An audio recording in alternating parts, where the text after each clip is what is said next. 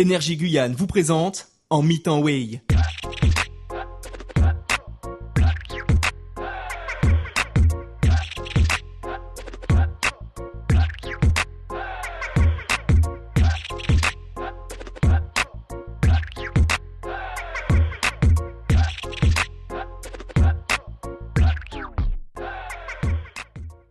Mon parcours a commencé, j'ai été repérée en Guadeloupe, dans le lycée Les Droits de l'Homme plus précisément. Ce lycée en particulier avait des cours de dancehall tous les jours, tous les après-midi après les cours, vu qu'on terminait à 14h tout le temps. J'ai participé à tous les cours de dancehall. J'étais encore timide d'arriver en Guadeloupe. Non mais voilà, mes études en Guadeloupe ont commencé à partir de la première. Et voilà, j'ai commencé à fréquenter les cours de danse, de dancehall précisément. Et c'est plus la dancehall jamaïcaine qui est pratiquée en Guadeloupe. Donc j'ai commencé à apprendre les pas, parce que la dancehall ce n'est pas rien quand il y a des noms de pas. C'est ce que beaucoup de gens ignorent. Il y a des pas en dancehall. Ils pensent que le dancehall c'est seulement backstyle et c'est fini. Alors qu'il y a quelque chose à apprendre dessus. Et voilà, on va dire que ça a développé ma timidité, mes mouvements, la grandeur. Mis à part les cours au lycée, les cours de danse au lycée, il y avait les battles. Et en face du lycée, il y avait une boîte.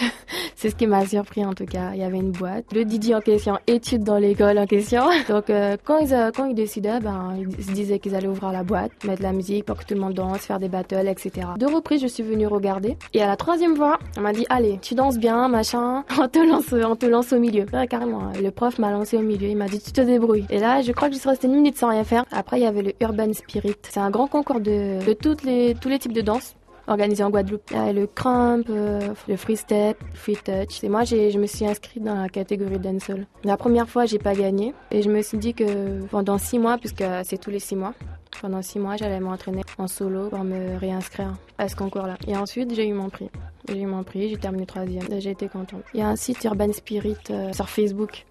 Il y a toutes les vidéos, vous pouvez tous les trouver. Voilà, j'ai continué à faire les battles, j'ai continué à aller aux cours de dancehall. J'ai commencé à être super connue dans l'école puisque je dansais bien. À chaque prestation, on m'appelait. On me disait ouais, on a besoin de toi comme chorégraphe. J'avais pas la grosse tête, mais je voyais que j'avais du potentiel puisqu'à chaque prestation, j'étais appelée. Même par exemple des trucs anodins. J'allais au cours de dancehall, il y avait des autres qui prenaient le cours, c'était pendant 2 heures. Et à la fin du cours, on m'appelait moi pour me dire oui, j'ai pas réussi à suivre. Est-ce que tu peux me redonner la chorégraphie après le cours, s'il te plaît? En allant à la maison, je leur dis il y a un petit coin là, venez, je vous montre. Et voilà, je me retrouvais à faire le second travail du prof en lui-même. Je ne suis pas restée en Guadeloupe jusqu'à ma terminale. Je suis restée j'ai fait 1 an. Je suis revenue en Guyane début terminale et je me suis dit bon, la danse me manque parce que je suis revenue sans rien. J'étais inscrite dans un cours de danse et tout, et quand je reviens ici, faut faire la même démarche. Je me suis dit, je sais pas, c'est peut-être pas le même niveau qu'en Guadeloupe, je vais pas m'imposer tout. Donc j'ai commencé à prendre les cours avec un prof qui s'appelle Monsieur Laurent. Je pense que c'est un danseur très connu ici. Il danse bien la breakdance. Il donne ses cours de hip-hop dans cette école-là, mais à la base, c'est Madame Marina Voyer qui le tient.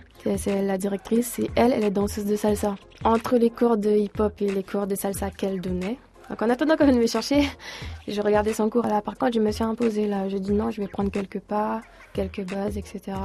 Et cette directrice en question, elle organise le Salsa Open, un grand concours de salsa. Une première fois, ça s'était organisé au Zéphyr. Voilà, c'est tous les ans. J'ai participé avec un partenaire qui s'appelle Loïc et on a terminé 2e. Et j'ai décidé de participer. On a pris les cours de Marina Voyer. Et ce partenaire en question, comme je vous ai dit, c'est la break qui l'intéresse. Donc il a laissé tomber. Et j'ai lancé une annonce sur YouTube pour dire que s'il y avait un partenaire intéressé pour commencer la salsa, de me contacter. Il y avait plein de réponses, mais qui me convenaient pas. Petit clocher chez eux, c'est que dès qu'ils entendaient salsa, ça allait. Mais dès qu'ils entendaient porter, ça n'allait pas. Celui que j'ai trouvé en ce moment, voilà, il s'appelle Rodolphe Rogier François. Il a pas vu l'annonce. Un soir comme ça, je suis allée assister à une battle de break au skatepark de Cayenne. J'étais avec mon manager et on a vu 2 breakers s'affronter. Bon, Rodolphe, son nom de scène, c'est Bium. Et on les a vus s'affronter. Et mon manager, il savait que je cherchais un partenaire de salsa. Et il m'a dit, lui, il sera bon comme partenaire, je t'assure. Moi, je voulais même pas, je le trouvais trop prétentieux sur scène, qui se montrait trop. Comment il se comportait sur la scène, j'aimais pas,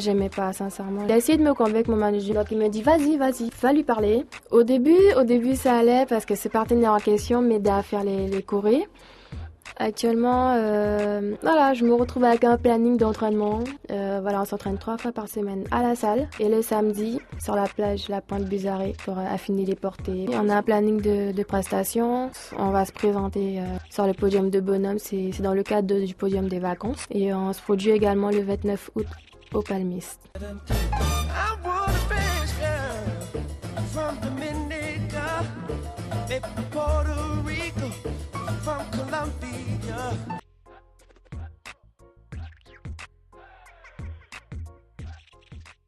Énergie Guyane vous a présenté En mi-temps Way.